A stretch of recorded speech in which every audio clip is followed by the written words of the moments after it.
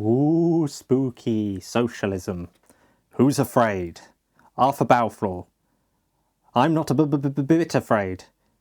Henry C.B. Oh, yes you are. Arthur Balfour. Well, I'm not so afraid as you are, anyhow. This illustration depicts Henry Campbell Bannerman, who was Prime Minister from 1905 to 1908, who was a liberal in support of free trade and a general pragmatist. Opposite him is Arthur Balfour, who had been Prime Minister from 1902 to 1905, and was very much a traditional conservative, defender of the establishment and the balance of church and state. This illustration is from July 31st, 1907. Now both these sides were in some ways in opposition to socialism.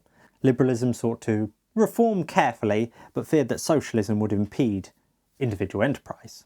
Conservatism, on the other hand, feared that socialism would bring in state control that was quite simply godless.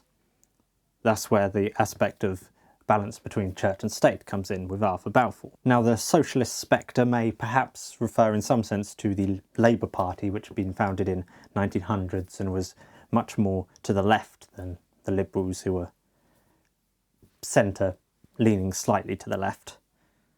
What this illustration seems to communicate to me, though, is not so much the terror of socialism, but the farcical nature of both the Liberals and the Conservatives' fear of it. It is just a dressed-up scarecrow with a sheet saying socialism, and they are terrified out of their wits. What the Punch cartoonist is doing is satirising the fear of both the Liberals and the Conservatives in the face of socialism, which perhaps isn't quite as scary as some may think.